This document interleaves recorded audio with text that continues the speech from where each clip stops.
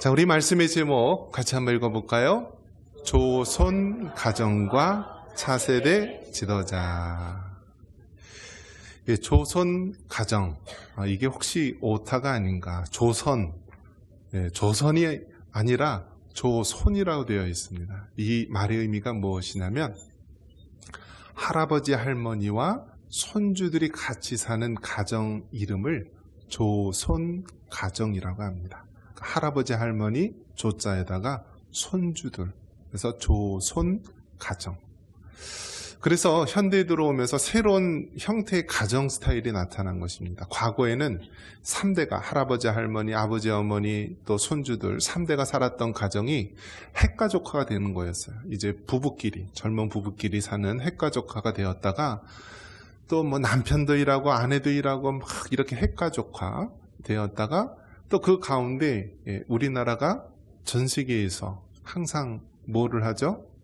1등을 잘해요. 그래서 좋은 것만 1등 하는 것이 아니라 나쁜 것도 1등을 많이 하는데 자살률도 1등이고요. 또 이혼율도 1등이었어요. 그러니까 이혼을 하게 되고 막 가정에 문제가 생기니까 어떻게 돼요?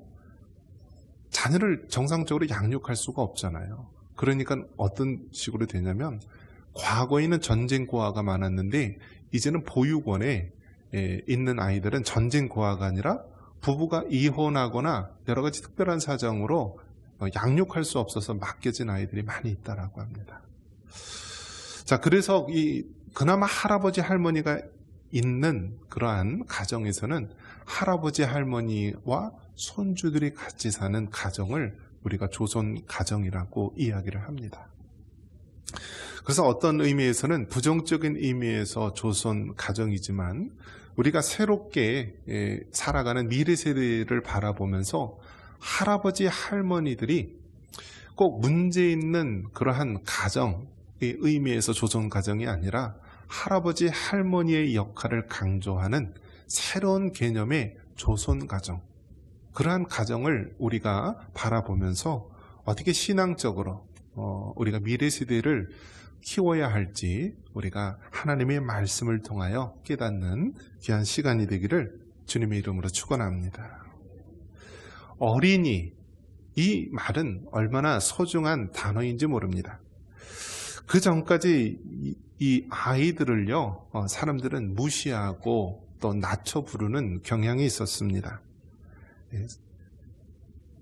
어린이라는 말이 사용되기 이전에는요, 주로 이제 소아, 아이, 애, 아동, 이제 좀 더 낮춰 부르면 애새끼, 그런 말들을 많이 사용을 했다라고 합니다. 그러다가 이제 일제강점기 때 소파 방정환이라고 하는 선생님이 어린이라는 말을 사용할 수 있도록 처음 제안을 했다라고 합니다.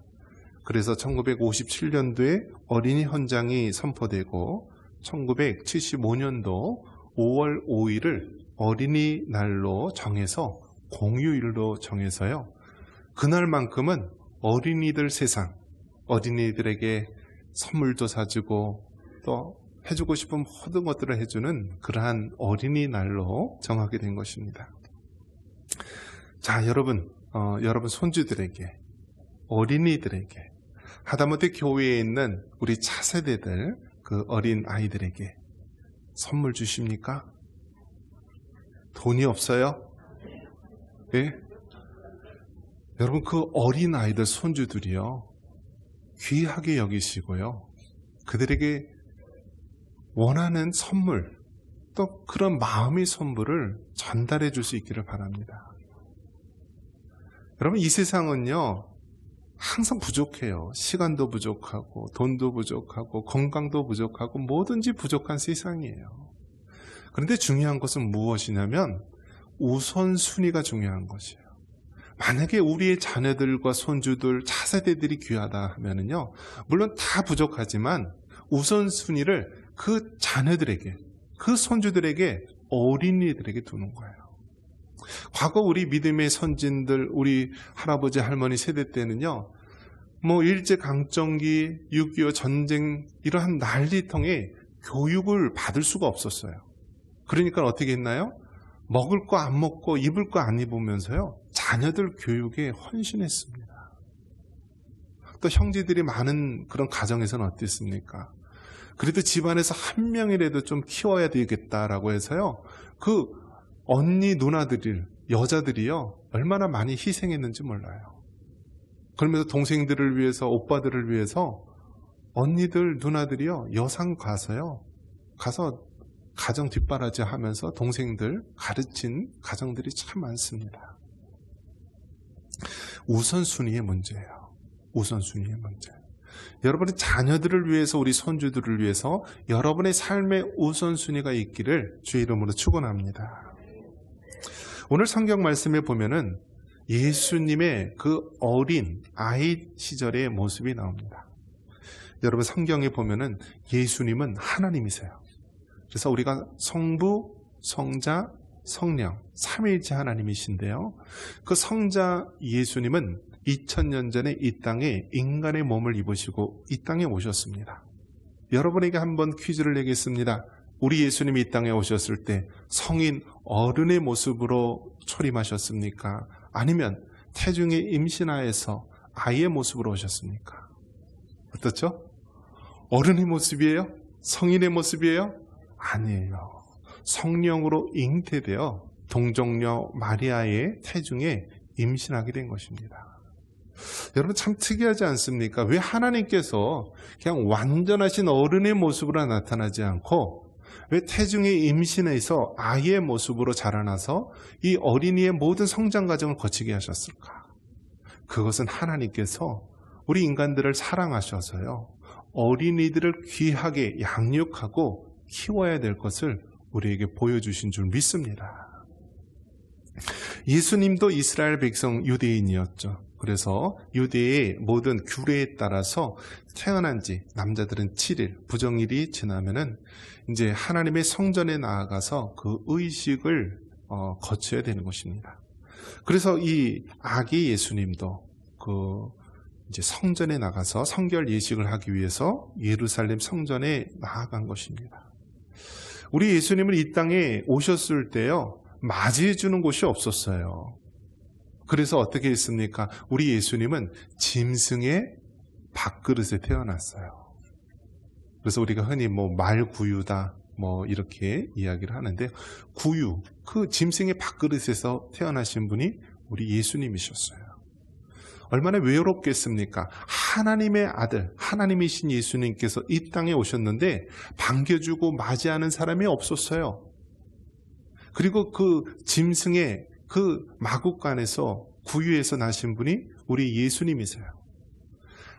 아무도 맞이하는 사람 없는 쓸쓸한 가운데서 이제 성결 예식, 그 난지 이제 7일 이후가 되면은 성전에 나가서 성결 예식을 할 때요, 하나님께서 평생을 어떻게 해요?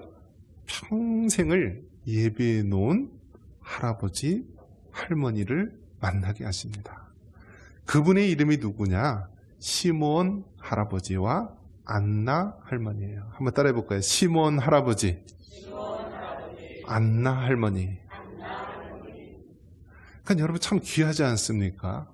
세상 모든 사람도 반겨주는 사람 없는데 하나님께서는 평생을 기도하면서 그 아기 예수님을 맞이할 수 있도록 평생을 준비한 할아버지, 할머니가 계셨다라는 사실이에요. 그 할아버지 이름이 시므온인데요, 이 시므온 할아버지는 하나님이 주신 사명을 받고요, 평생을 기도하면서 하나님의 성전을 떠나지 않고 기도하다가 마침내 아기 예수님을 상봉하는 그러한 은혜를 누리게 된 것입니다. 우리 34절 같이 한번 읽어보겠습니다. 34절입니다. 시므온이 그들에게 축복하고 그의 어머니 마리아에게 말하여 이르되, 보라, 이는 이스라엘 중 많은 사람을 패하거나 흥하게 하며 비방을 받는 표적이 되기 위하여 세움을 받았고, 하나님께서는 정말 주님 품에 안길 그러한 노년의 시몬 할아버지를 예비해서요, 그 아기 예수님을 맞이하고 축복하며 하나님의 말씀을 전하는 사명을 받은 것입니다. 또한 누구도 예비해 놓으셨어요? 안나라고 하는 이 할머니도 예비해 놓으셨습니다. 36절 같이 한번 읽겠습니다. 또 아셀 지파 바누엘의 딸 안나라 하는 선지자가 있어 나이가 매우 많았더라. 그가 결혼한 후 7해 동안 남편과 함께 살다가, 이 안나라 하는 할머니가 나왔는데요, 결혼을 해서 남편과 7해 동안 산 이후 과부가 되었습니다. 그러면서 평생을 살았는데 나이가 몇 살이라고요? 84세가 될 때까지 하나님의 성전을 떠나지 않고 기도하였던 거예요. 그러면서 이 세상 그 누구도 맞이해 주지 않는 그 아기 예수님을 하나님께서는 시몬 할아버지를 예비해 두시고 안나 할머니를 예비해 두셔서요, 아기 예수님을 위한 그러한 축복 기도를 해주며 그 예수님의 그 앞날을 위해서 이렇게 예비된 사명을 감당한 것입니다.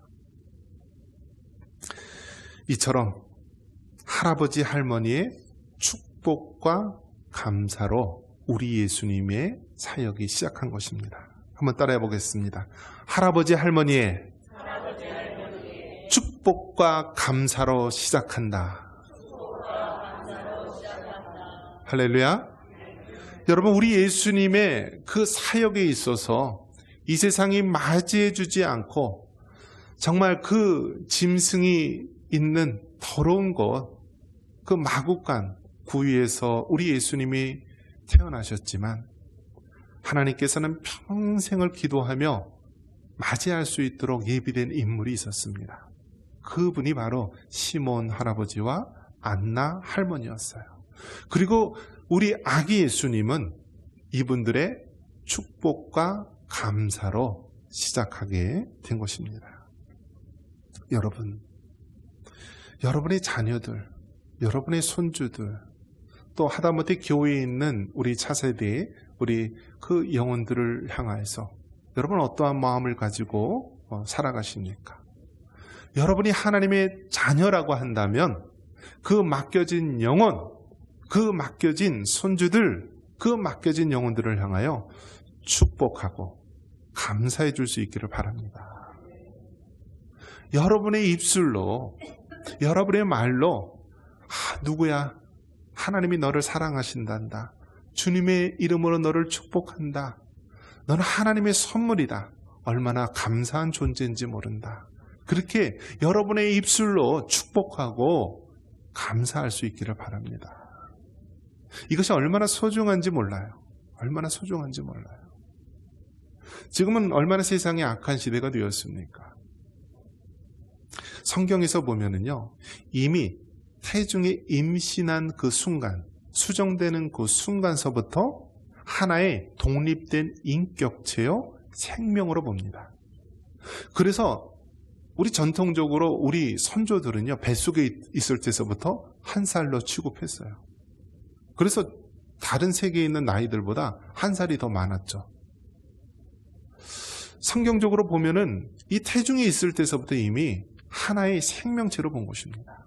그런데 세상이 악하다 보니까요, 이제는 이 태중에 있는 그 생명을요, 살인하는 법을 만듭니다. 지금까지는 그 낙태를 하게 되면은 그것은 죄로 물었어요. 그래서 웬만해서는 할 수 없도록 그렇게 만들었죠. 그런데 이제는 버젓이 낙태를 종용하는 그런 사태까지 이르고요. 이 10대들, 어린 10대들이 얼마나 성적인 비위로 인해서 임신하는 경우가 많이 있는지 모릅니다. 그래서 이제는 이 먹는 알약으로 낙태를 할 수 있는 그런 방법까지 생기고요. 여러 가지 낙태 방법을 합법적으로 하고요. 오히려 그러한 낙태를 종용하는 일들을 하게 됩니다. 한쪽에서는 자녀들을 안 낳기 때문에 열심히 자녀 낳으라고 하지만 한쪽에는 어떻게 해서 하고 있어요? 그 어린 생명을 죽이는 살인법을 버젓이 만들고 있는 악한 세상인 것입니다. 여러분, 그 어린 생명, 태중에 있는 그 생명도요, 하나의 인격체요, 하나의 독립된 생명임을 믿으시기 바랍니다. 그 생명을 향하여서 여러분 축복하시고 감사할 수 있기를 바랍니다. 창세기 48장 20절에 보면 야곱 할아버지가 손주들을 향하여서 축복하는 기도가 나옵니다. 같이 한번 읽어보겠습니다. 그날에 그들에게 축복하여 이르되 이스라엘이 너로 말미암아 축복하기를 하나님이 내게 에브라임 같고 므낫세 같게 하시리라 하며 에브라임을 므낫세보다 앞세웠더라. 아멘. 성경에 나오는 모든 위대한 인물들을 보면은요, 자녀들에게, 손주들에게 축복하며 기도해 주셨습니다. 여러분 자녀들을 향해서, 여러분의 손주들을 향해서 얼마나 많이 축복 기도합니까? 아니면은 부정적으로 그 아이들을 향해서 욕하거나 저주하지는 않습니까? 여러분의 맡겨진 영혼들을 위해서 축복하시며 기도할 수 있기를 바랍니다. 아이들은 물론 말 안 듣는 아이들이 굉장히 많아요. 아이들이 어릴 때서부터 뭐 먹고 자라죠? 우유 먹고 자라는. 우유가 무슨 우유예요? 사람의 우유예요? 소의 우유예요? 소 우유. 그래서 막 들이받아요. 요즘에 염소 우유까지 먹었어요. 더 잘 받아요. 막 사람의 우유를 먹고 자라야 되는데 소나 염소, 짐승의 우유를 받으니까 그렇게 말 안 듣고 들이받아요. 인간의 죄성된 모습이죠. 아이 때서부터 그래요. 그런데 그런 아이들을 인간적으로 우리가 반응하지 말고, 그럼에도 불구하고 축복하고, 그럼에도 불구하고 감사할 수 있기를 바랍니다. 말 안 듣는 부분이 많이 있죠. 마음에 안 듣는 부분도 있을 수 있어요. 그럼에도 불구하고 우리가 주님의 이름으로 그 영혼을 축복하고 감사하며 나아갈 때 그 영혼이 그 축복대로, 그 감사대로 잘 될 줄 믿습니다. 그래서 자녀들을 향한 우리가 늘 투자를 해야 합니다. 사랑을 쏟아 부어야 합니다. 그리고 여러분의 물질도 쏟아 붓기를 바랍니다. 손주들, 또 여러분의 그 자녀들 생일을 맞이하거나 그랬을 때 조그만 선물 같은 거 해주세요. 자녀들이 입학했다, 하다못해 대학에 갔다, 고등학교, 중고등학교 들어갔다. 그럼 뭐가 필요해요? 뭐가 필요해요? 돈이 필요하잖아요. 그럼 여러분 그냥 좀 이렇게 쌈짓돈 같은 것도 이것 좀 보태 쓰거라 하면은 얼마나 좋아요. 왜 늙음하게 집을 한 채, 두 채, 세 채 감당 못할 집을 사면서 맨날 하우스 푸어, 빚쟁이로 살아가십니까? 여러분 노년에 좀 파세요. 그리고 좀 자녀들에게 쓰세요. 손주들에게도 쓰세요. 여러분 정말 이것이 삶의 지혜인 것입니다. 없다 맨날 다고 하지 마시고 여러분의 형편에 맞게 우리 손주들, 그 손주들을 내가 너희를 위해서 늘 축복하고 기도한다, 내가 하나님 잘 믿고 잘 되기를 바란다라면서 생일도 챙겨주고, 또 입학하면 입학, 졸업하면 졸업 챙겨주세요. 이것이 참으로 우리 할아버지 할머니들이 우리의 맡겨진 영혼들을 축복과 감사로 시작하는 모습입니다. 자, 어린이 주일을 맞이해서 할아버지 할머니는 손주들을 어떻게 양육해야 합니까? 몸과 마음이 강건한 차세대 지도자로 양육해야 합니다. 우리 40절 말씀 다시 한번 읽겠습니다. 아기가 자라며 강하여지고 지혜가 충만하며 하나님의 은혜가 그의 위에 있더라. 아멘. 몸과 마음이 강건한 우리 차세대 지도자들을 세워줘야 됩니다. 여러분, 이제는 기술이 얼마나 발전하고 세상이 얼마나 많이 발전하는지 모릅니다. 이제 우리나라 최고의 회사라고 하는 삼성전자, 또 현대자동차, 굴지 회사들이 많이 있죠. 그들이 영업이익이 있으니까요, 이 황금 노조, 황금 이 노동자들이요, 그 회사를 향해서 데모를 합니다. 우리에게 그 회사의 이익분을 달라고, 45조 원 주세요 하면서 1인당 몇 억씩 챙겨가려고. 말이 됩니까, 여러분?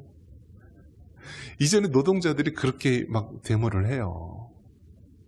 그런데 의외로 회사에서는 어떤 반응을 합니까? 당신들 데모하시오.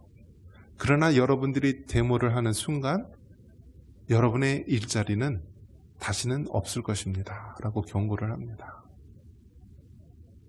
물론 과거에는 노동자의 인권이 거의 없었고요, 근로시간이나 이런 것도 제대로 지켜지지 않고 굉장히 중한 노동 가운데 시달렸죠. 그래서 그분들을 위해서 정말 우리가 인간적으로 받아야 될 대우나 또 인권 같은 것은 보장받는 것이 마땅합니다.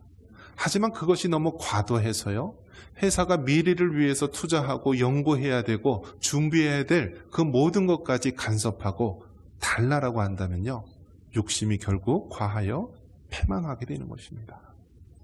그래서 여러분 지금 어떤 추세가 되냐면요, 사람들이 빠져나가고요, 그 자리를 누가 채워요? 로봇이 채워요. 로봇이. 그러면 로봇은 잠 잡니까? 로봇은 월급 올려달라고 데모해요? 로봇은 휴가 갑니까? 없어요. 1년 365일 24시간 그냥 뱅글뱅글 돌리면 돼요. 그런데 여러분 지금 그런 추세가 지금 파도처럼 밀려오고 있습니다. 그래서 지금 어떻게 되냐면요, 빨리 준비하지 않으면 우리나라가 제조업이 강국인데 점점 뒤처지게 됩니다. 그래서 앞으로는요, 없어질 직업이 굉장히 많대요. 없어질 직업이 많대요. 웬만한 것은 누가 다 해요? 로봇이 다 해요. 이제는 사람 모양으로 생긴 휴머노이드 로봇이 나타나서요, 사람처럼 똑같이 일을 한대요. 손가락도 5개, 10개로. 그래서 더 많은 일을 하려고요, 때로는 손가락도 더 만들고 막 그렇게 한대요. 그러니까 여러분, 사람보다 더 똑똑한 머리 AI를 가지고 또 사람의 관절이나 이런 것보다 더 섬세하게 일할 수 있는 그런 로봇들이 사람의 자리에 들어서서요, 이제는 앞으로 없어질 직업들이 무수히 많아진다라고 합니다. 이러한 상황 가운데 우리가 과거처럼요, 우리가 항상 기존 세대가 해왔던 대로 간다? 그러면 앞으로 없어질 직업이 대부분이다라는 거예요. 그럴 때 우리는 미래 지도자를 위해서 더 기도하며 준비해야 되는 것입니다. 그것이 무엇이냐? 바로 통찰력인 것입니다. 한번 따라해 보겠습니다. 통찰력. 여러분, 이 통찰력을 우리가 가져야 되는 거예요. 그걸 인사이트, 영어로 인사이트라고 하는데, 통찰력. 단순한 지식이나 학습, 이런 경험으로 얻어지는 것이 아니라 어떤 사물이나 어떤 사건에 대해서 그것을 꿰뚫을 수 있는 그러한 능력, 통찰력을 말하는 거예요. 여러분 생각해 보십시오. 컴퓨터나 이런 것들이 더 많은 지식과 더 많은 것들을 가질 수가 있죠. 하지만 그 로봇이, 컴퓨터가 갖지 못하는 그 능력이 무엇이냐? 사람의 통찰력. 사람만이 하나님의 형상대로 지음받은 존귀한 자이고, 하나님의 성령이 우리 안에 내주하심으로 말미암아 하나님의 성령이 주시는 그런 능력이 있다라는 사실입니다. 그것을 우리가 개발하고 그것을 우리가 성령 충만함으로 감당해야 될 줄 믿습니다. 우리의 미래 세대들 단순하게 지식, 단순하게 영어, 단순하게 어떤 지식적인 것만 가르쳐서는 될 수가 없는 거예요. 다가올 미래 세대, 여러분이 생각하고 있는 직업의 대부분이 다 없어지게 되는 것입니다. 그러면 어떠한 사람만이 살아남을 수 있느냐? 통찰력을 가진 그러한 인물들이 살아남게 됩니다. 다니엘서 5장 12절에 보면은 다니엘은 이러한 통찰력이 뛰어난 하나님의 사람이었습니다. 우리 다니엘서 5장 12절 같이 읽습니다. 왕이 벨드사살이라 이름하는 이 다니엘은 마음이 민첩하고 지식과 총명이 있어 능히 꿈을 해석하며 은밀한 말을 밝히며 의문을 풀 수 있었나이다. 이제 다니엘을 부르소서. 그리하시면 그가 그 해석을 알려드리리이다 하니라. 아멘. 여러분, 성경에 나오는 인물 중에서 이 다니엘은요, 제사장이나 선지자도 아니었습니다. 그는 왕도 아니었고요, 포로 시대에 그러한 귀한 어떤 그 직분에 있었던 그런 총리의 역할을 감당했던 인물입니다. 그런데 이 노예로 또 포로된 그런 백성의 신분이었지만 이 다니엘은 하나님이 함께 하셨어요. 하나님이 주시는 지혜와 명철, 통찰력으로 무장한 자였어요. 그래서 이 다니엘은 마음이 민첩하고 지식과 총명이 있었던 사람입니다. 그래서 비록 자신은 포로 그러한 백성의 신분이었지만 하나님께서는 이 다니엘을 통해서 포로된 그 가운데서도 하나님의 영광을 드러내는 귀한 사명을 감당케 하셨습니다. 그래서 여러분 성경 중에서 이 다니엘서는요 예언서예요. 이사야, 예레미야가, 에스겔, 다니엘. 그래서 이 다니엘은요 예언서예요. 그래서 이 다니엘서를 읽어보면 하나님이 다니엘에게 주신 그 놀라운 통찰력으로 그 당시의 어려운 문제를 해결할 뿐만이 아니라 다가올 우리 마지막 때의 모습까지도 다니엘서를 통하여서 예언하고 말씀해주고 있습니다. 여러분, 정말 하나님의 자녀, 우리의 미래 세대, 우리의 다음 세대에게 요구되는 것이 무엇입니까? 바로 이 다니엘에게 주었던 통찰력, 다니엘에게 주었던 바로 하나님의 성령의 은혜의 능력인 줄 믿습니다. 40절 마지막 부분에 하나님의 은혜가 임했다라고 말합니다. 우리 다시 한번 40절 보겠습니다. 아기가 자라며 강화해지고 지혜가 충만하며 하나님의 은혜가 그의 위에 있더라. 한번 따라해 보겠습니다. 하나님의 은혜가 그의 위에 있더라. 여러분, 결국 우리가 신체적으로도 강건하고 지식적으로도 우리가 공부를 많이 하고 하나님의 지혜로 통찰력으로 무장하면서도 제일 마지막에 빠뜨리지 말아야 될 것은 무엇입니까? 한번 따라해 보겠습니다. 하나님의 은혜가 임하여야 한다. 여러분, 결국은 하나님의 은혜가 임하여야 하는 것입니다. 여러분, 그 악당들, 그러한 나쁜 일을 행하는 사람들, 머리 나쁜 사람만 있나요? 머리 좋은 사람 많아요. 머리 좋은 사람 많아요. 여러분, 깡패들이 뭐 해서 돈 버는지 아세요? 대부분 대부업을 한대요. 대부업. 돈 있잖아요. 돈 빌려주고 받고. 그래서 막 고리대금 하잖아요. 여러분, 돈 계산 잘하세요?